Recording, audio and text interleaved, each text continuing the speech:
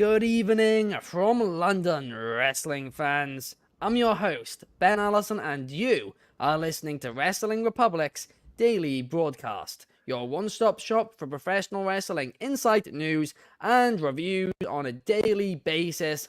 And it's Wednesday, you know what that means, AEW Dynamite tonight.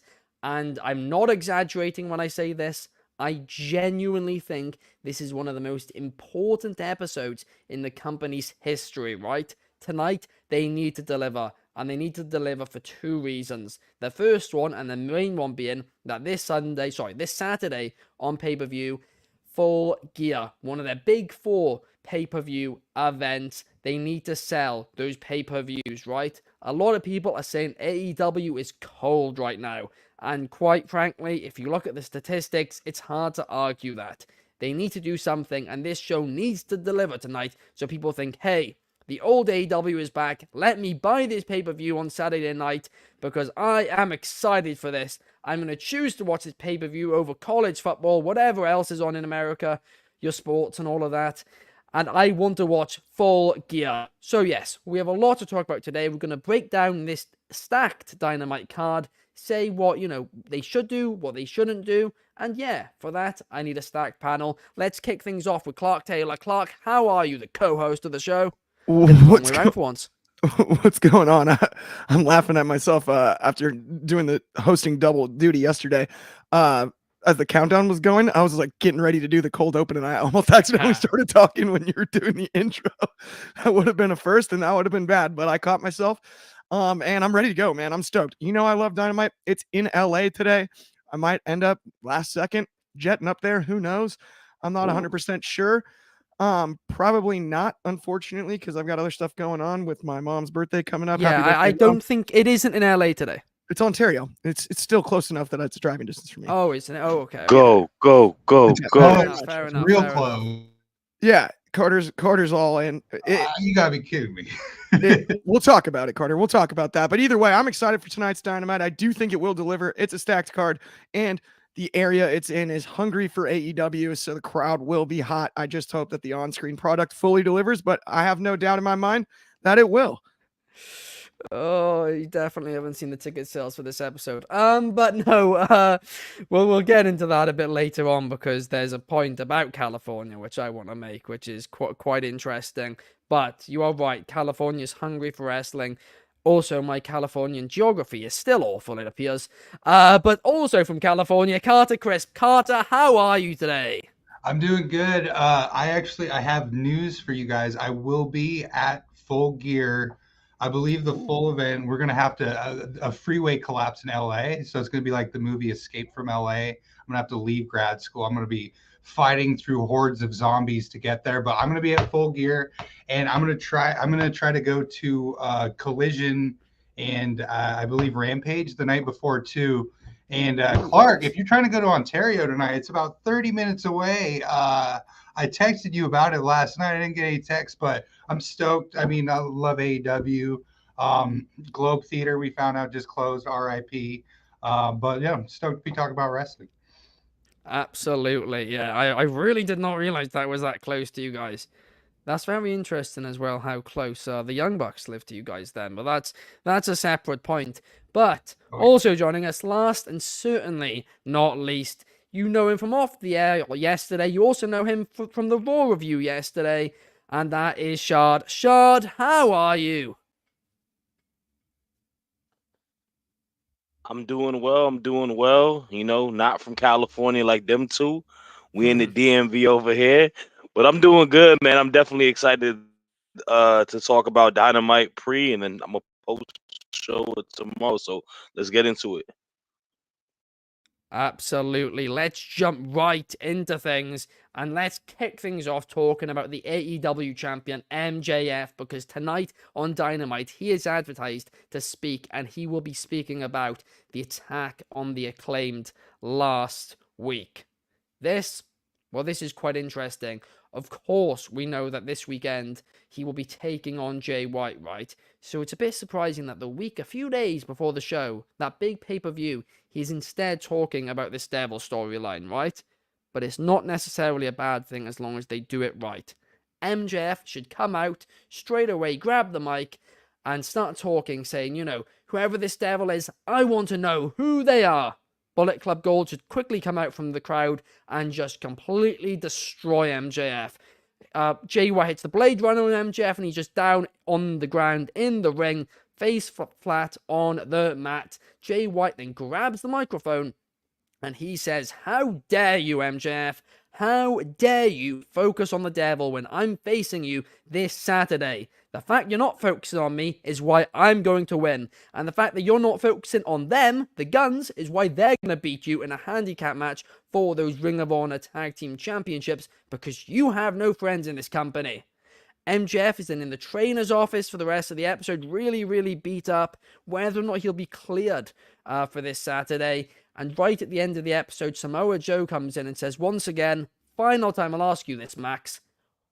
Do you want me to help you defend those Ring of Honor Tag Team Championships in exchange for a championship opportunity? And at that point, MJF says, okay. And there we are. We know heading into the pay-per-view, MJF will be teaming with Samoa Joe to take on the Guns, and then later in the night taking on Jay White, who laid him out flat in the ring on Dynamite. I think that's how they should book this. I don't think they should touch on the Devil storyline really at all. Maybe let MJF get a single sentence out before before Jay White just completely takes him out. Clark, what's your thought on this one?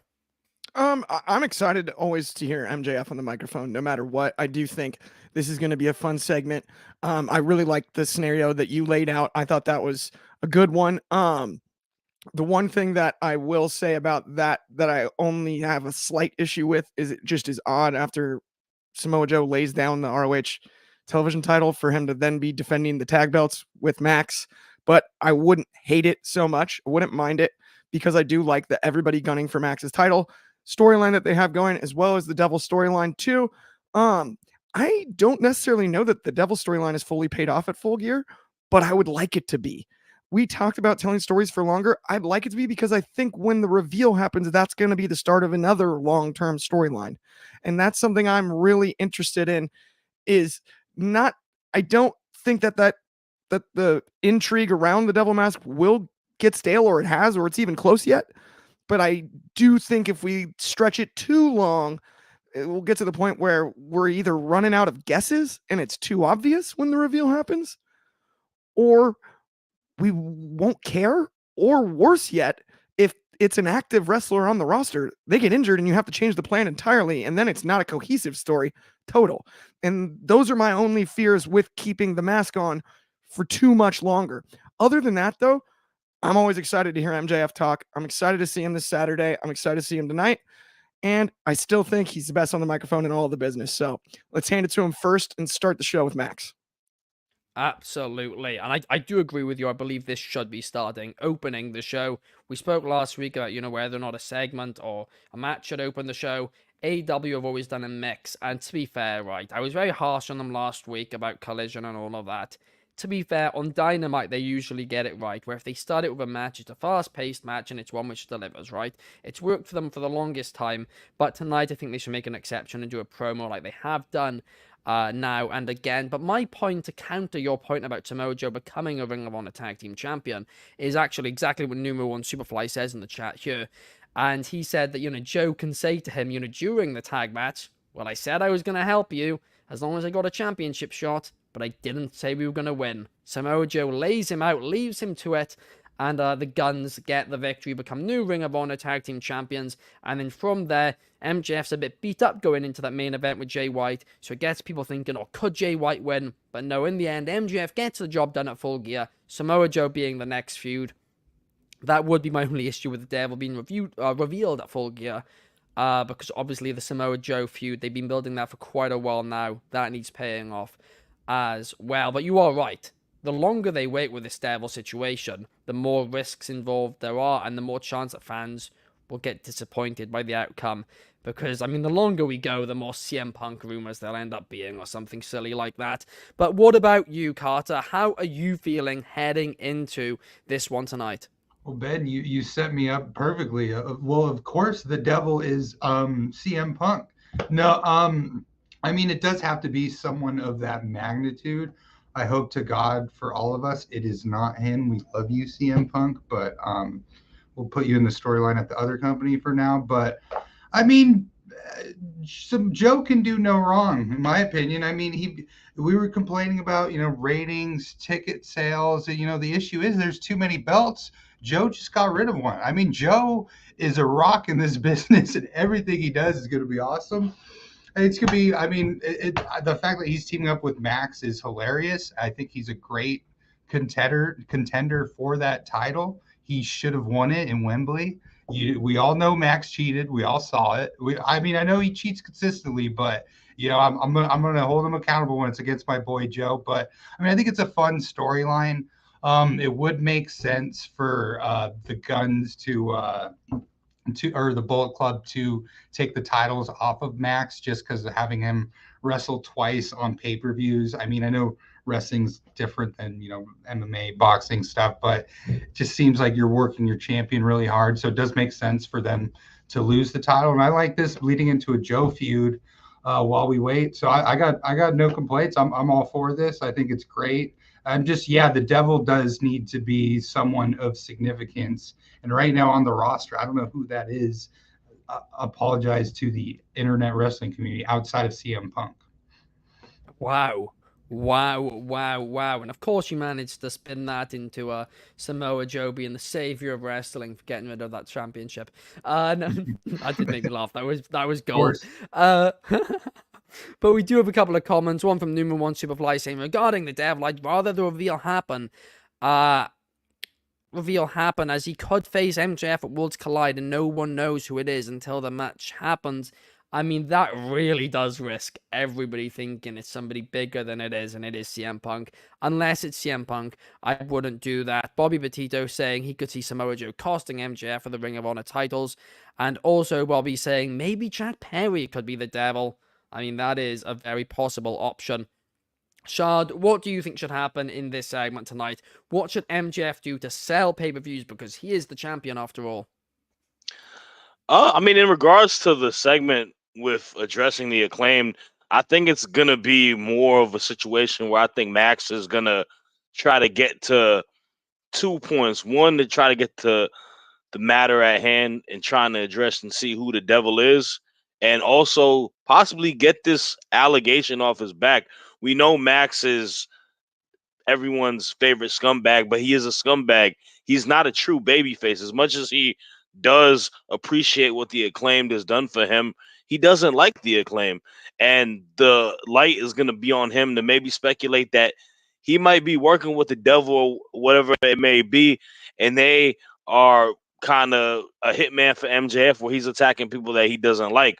So I think he's going to try to get that speculation off of him. In regards to who the devil may be, I think it's a telling story, because I feel like the devil is a person that wants Max to be alienated. He doesn't want anybody to be around him, whether it be friend or foe, because he wants to strike and he wants to get that gold. And the more I think about it, I don't think he's going to be addressed this coming Saturday at the pay-per-view. I think it is going to be a slow burn. And I think the devil is Mr. Adam Cole, baby. I think Adam Cole wants that title off of MJF.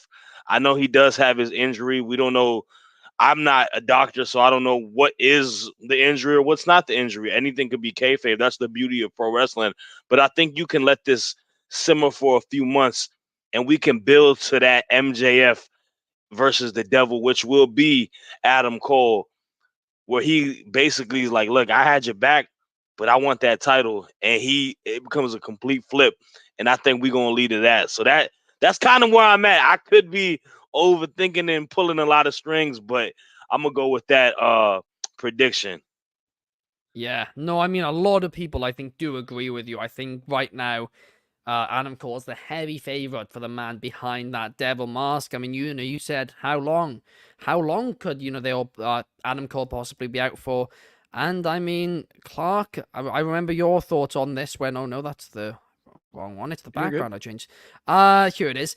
For our video viewers, here's a picture of the X-ray from Adam Cole. And Clark wasn't very convinced by it back when it was originally shown. I mean, have your views changed on it since, or do you think that this is still a work? No, no, no. I think he's really hurt now. Oh. But I also think as a part of the work, he could still be under the mask. It doesn't have to be Oh, him yes. while Yeah, he's yeah. injured under the mask. That doesn't bother me at all. You could If fabricate that's the the route that they length go. of the injury too. Remember, Cody Rhodes was supposed to be out for an Right. eternity with that pectoral injury. Meant to be dead. But I mean, he came back and I not mean, I couldn't long believe he could after. still walk. I know, man. I mean, Ronnie gave Elton him the Prince draft. is the biggest one. I mean, That's the the big one. word You're on the right. street was Elton Prince was going to be forced to retire, and instead, not only was he able to walk again, he was able to wrestle again too. It was truly inspirational.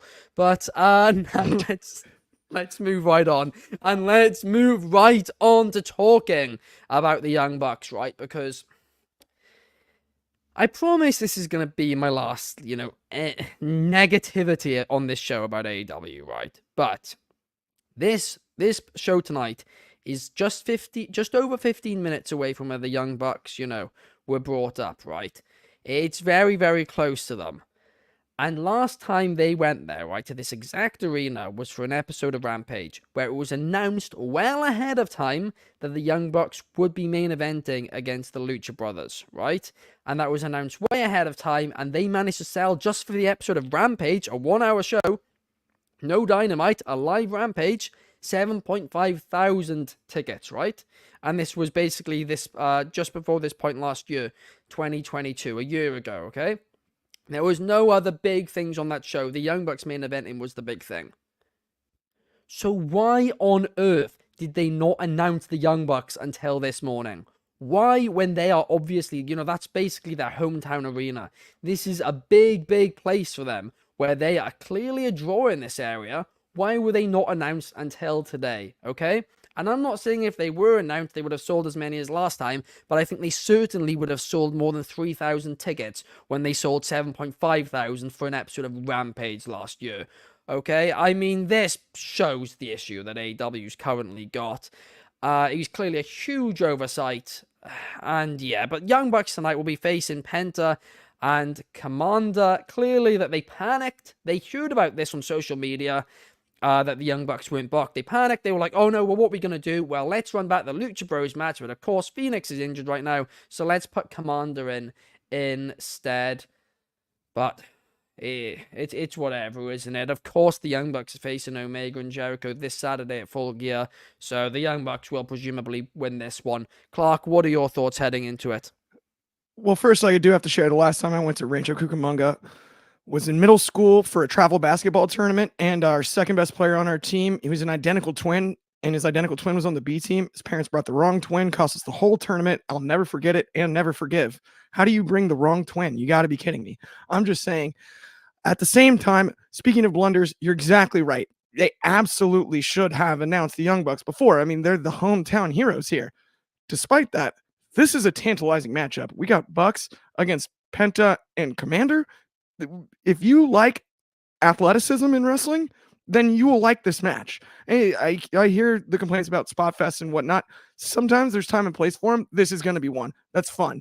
They'll do some crazy stuff, all four. And anytime Penta's in the same ring as the Young Bucks, it's magic. I was there at, All Out when they had the cage match. It's one of my favorite matches I've ever seen live. And so I am excited for the match, but you're absolutely correct on it's a bit of a blunder to not announce this earlier. Yeah, no, I mean, absolutely. No, I do.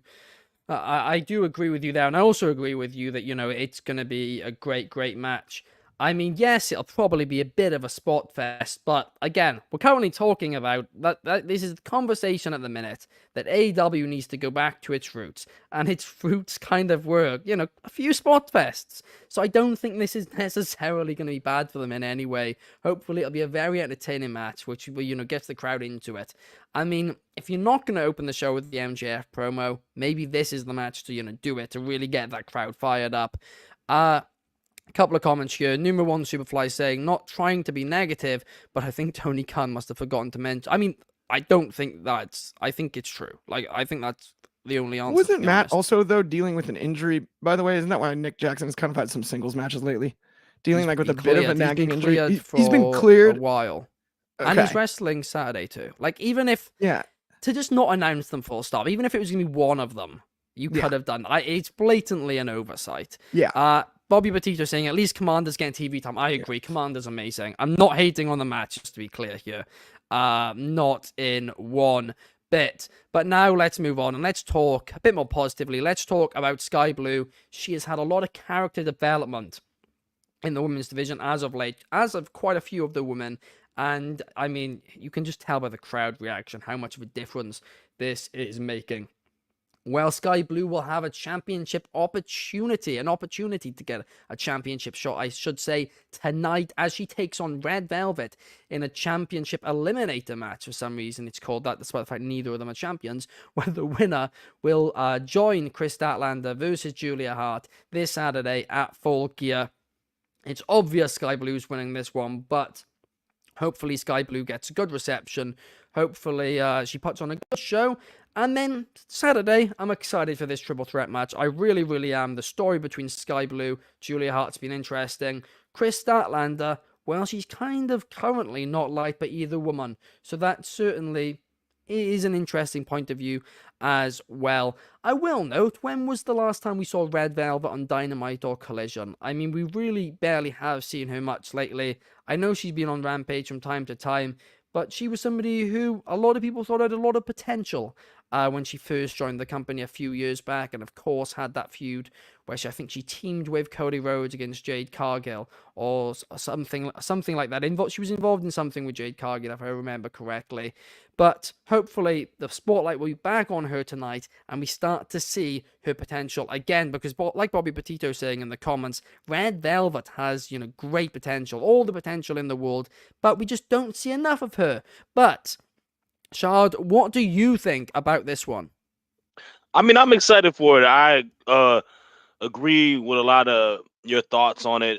First and foremost, let me just give Red Velvet her flowers. She was definitely a very key opponent and feud that she had with Jade, and she was in that premier tag team match with Mr. Cody Rhodes and Shaquille O'Neal. But I'm to the point of Sky Blue. I think she is going to pull the victory, and I'm enjoying the booking of the TBS Women's Title.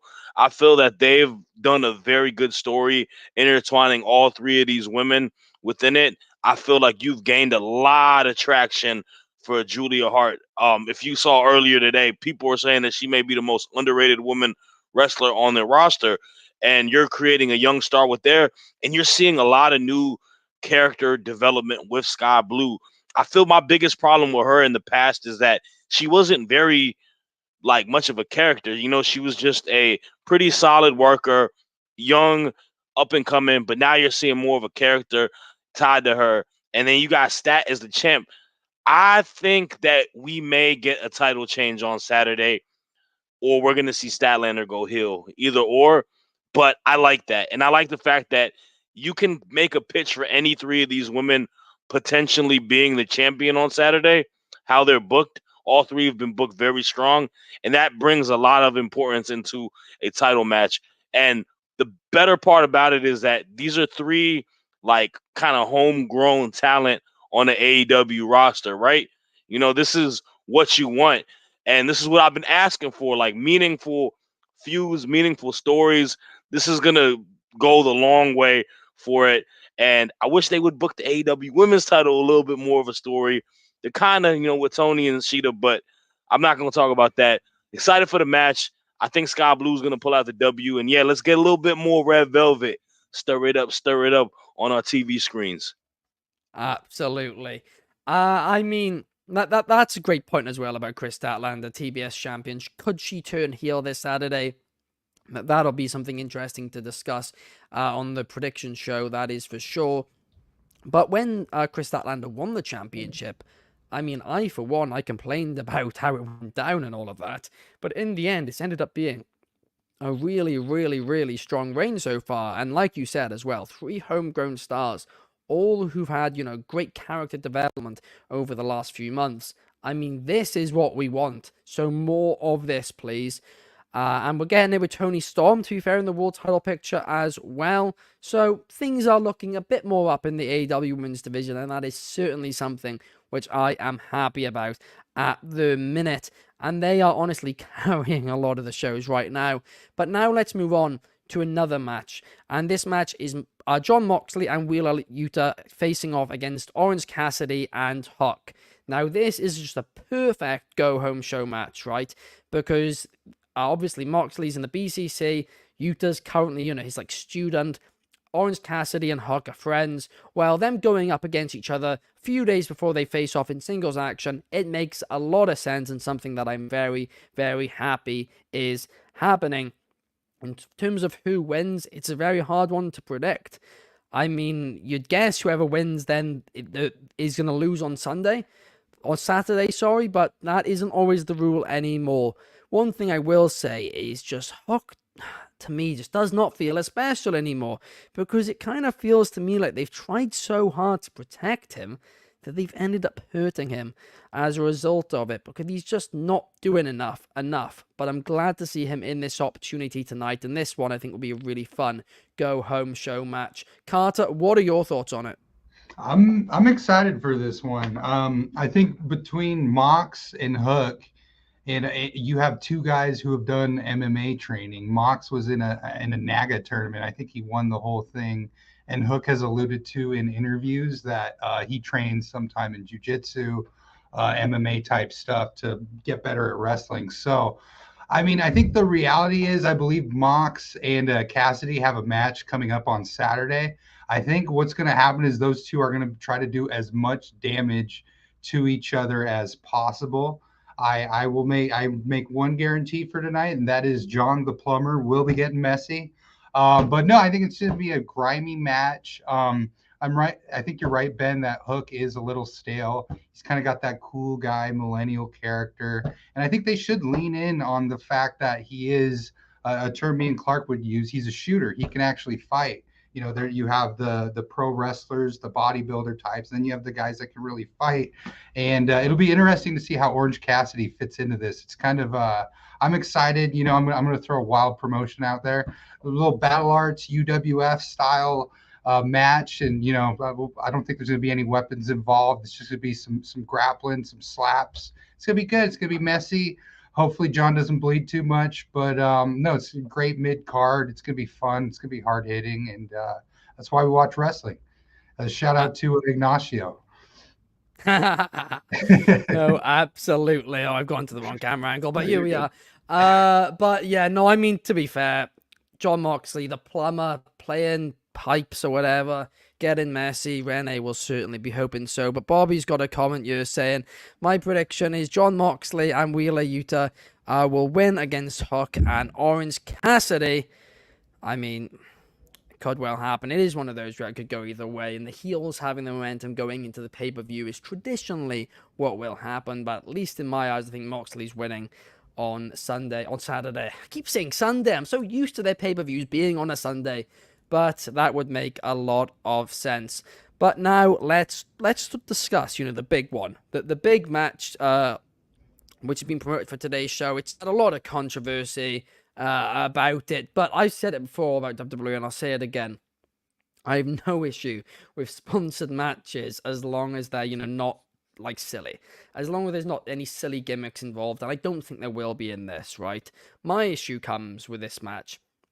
Paul White's involvement, because I don't even mind him being on TV. Some people are saying, he shouldn't be taking up this TV time.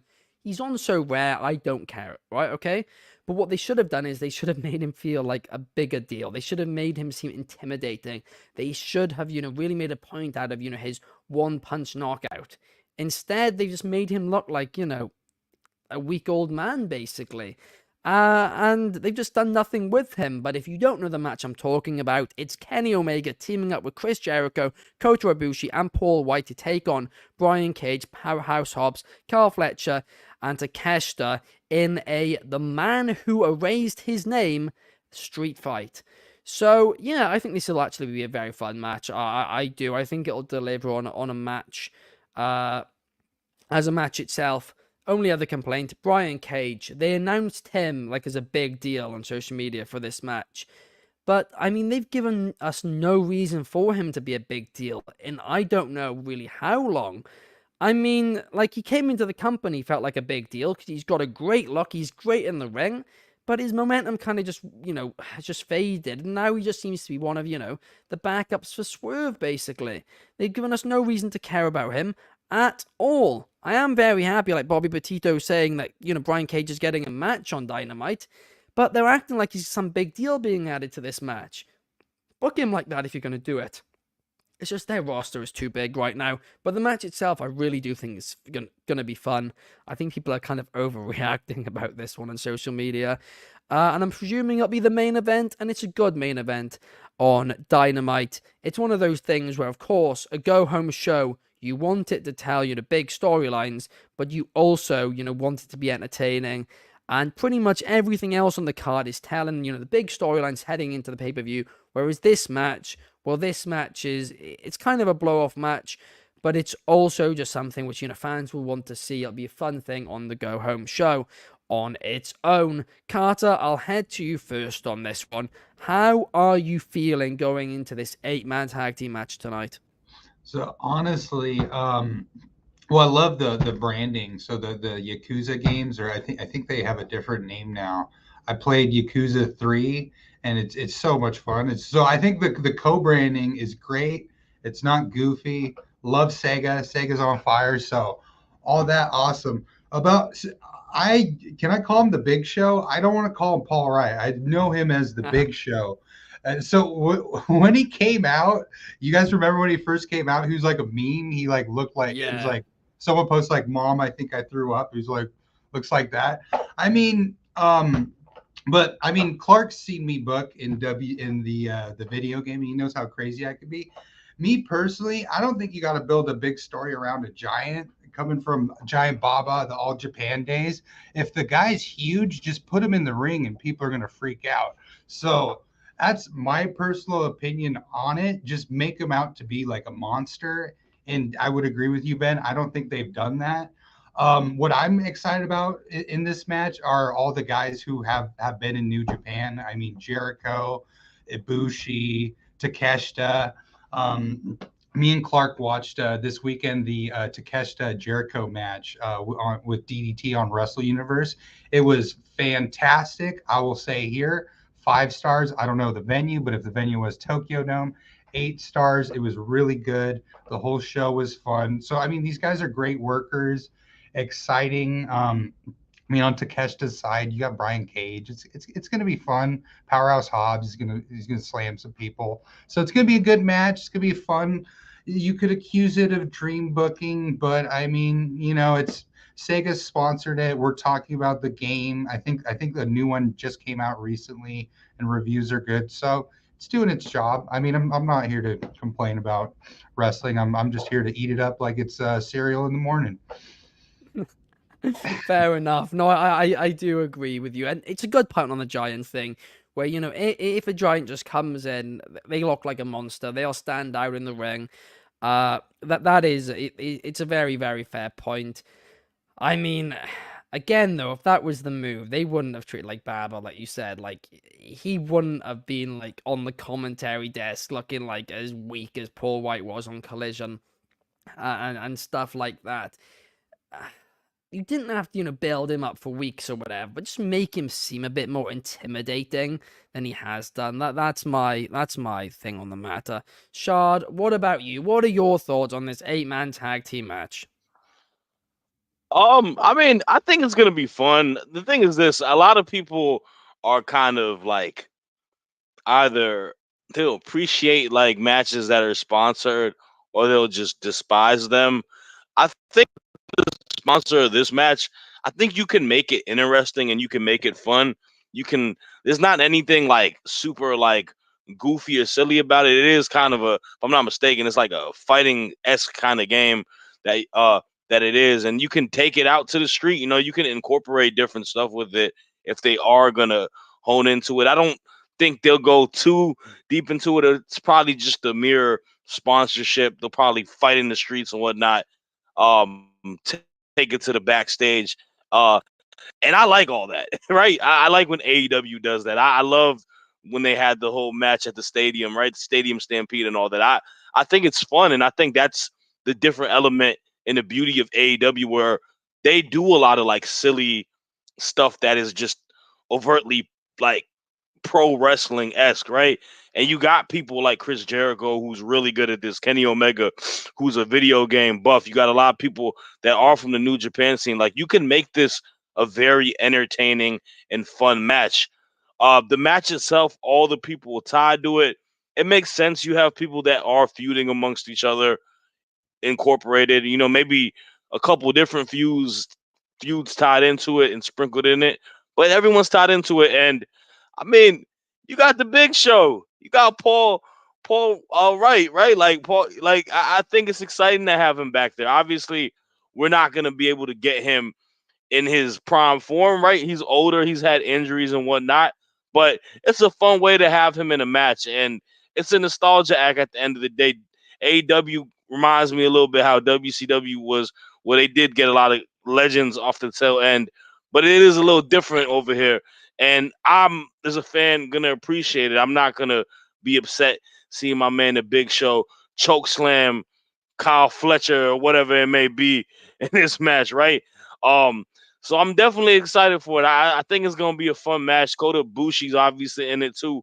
Um, and I mean, it is what it is. It's not something that's gonna like be some 5-star amazing thing that goes into it, but I think it's gonna do its job where it'll probably be chaotic, fun, and to have you excited in to pay-per-view form going into Saturday. Yeah, and that is what it needs to do, right? And yeah, maybe I'm being a bit of, maybe I'm not appreciating Paul White as much as I should do, but I don't know. Just something really ticked me off about his booking on the way into this. I really wanted him to see him as, the intimidating giant we know he can be, just so, when he goes face to face with Hobbs, that it looks like, he has a chance.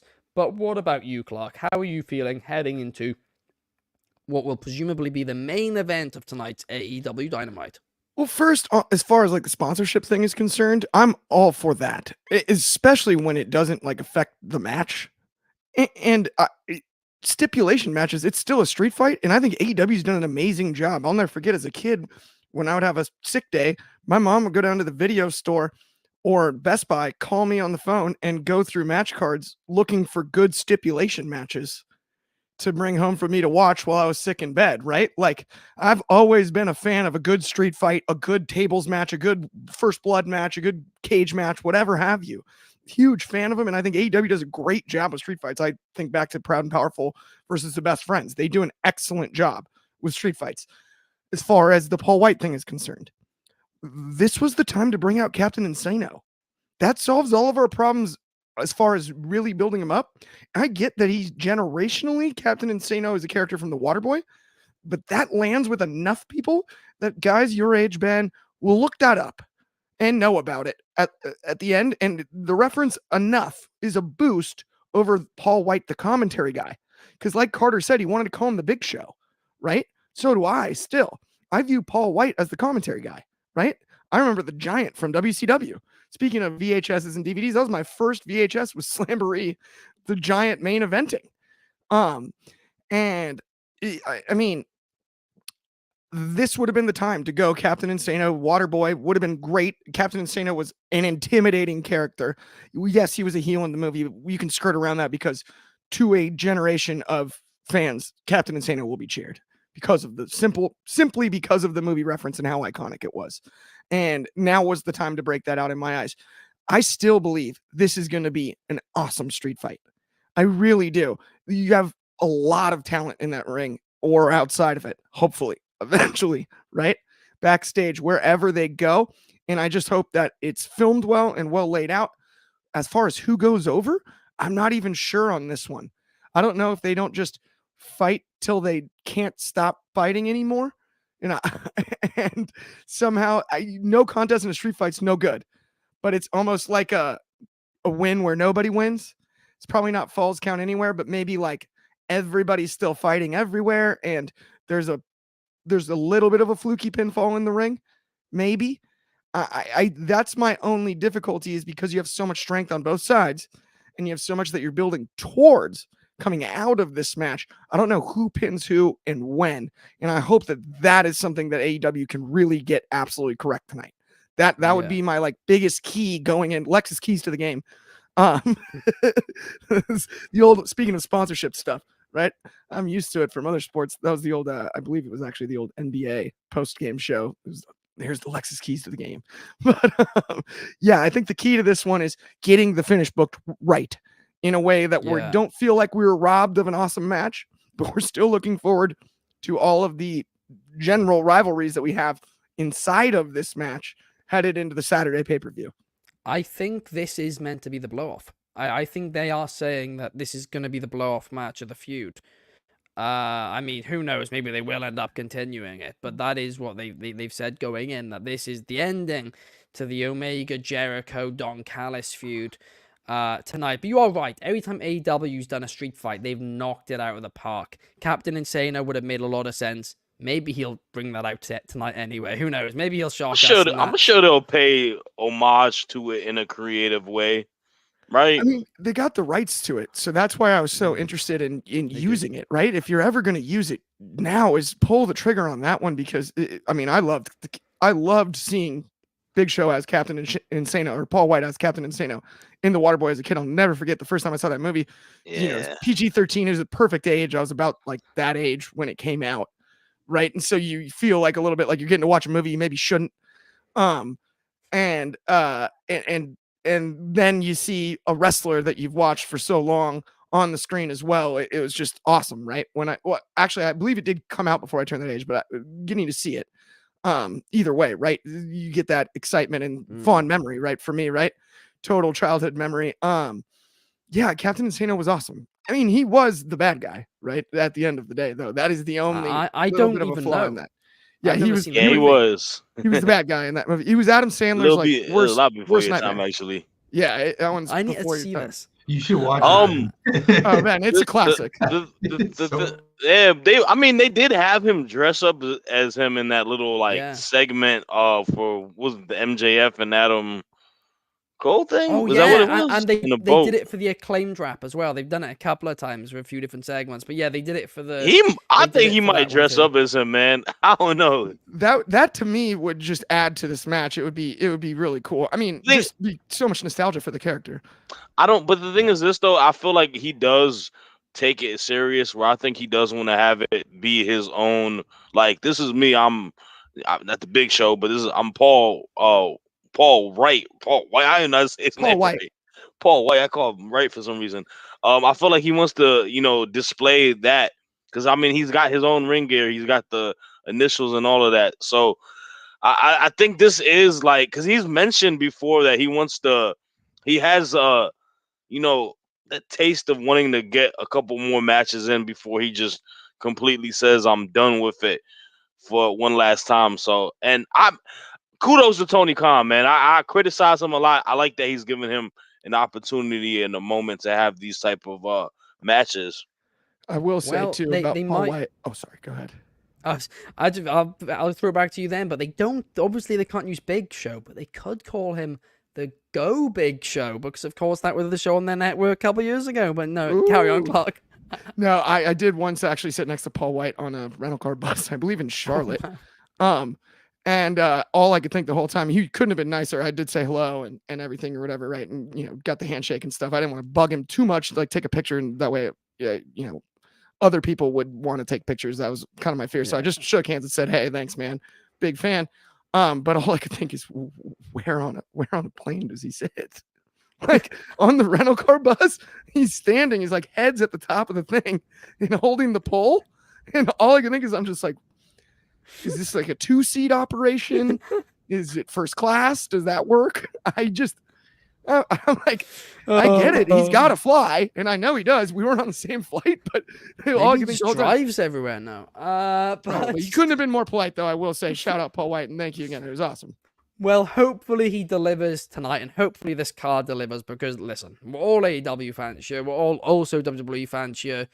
If you don't want wrestling to succeed, why are you watching it? That's my thoughts on the matter. But thank you guys so much for watching. If you're on YouTube, please like and subscribe. Thank you for commenting, those of you in the comments.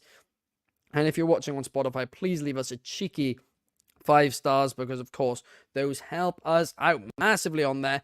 Thank you to Clark, thank you to Shard, and thank you to Carter for joining me here today. We will be back at 11 p.m. UK time, 6 p.m. Eastern, and 3 p.m. Pacific tomorrow for Throwback Thursday. So make sure to check those out. We'll see you guys then.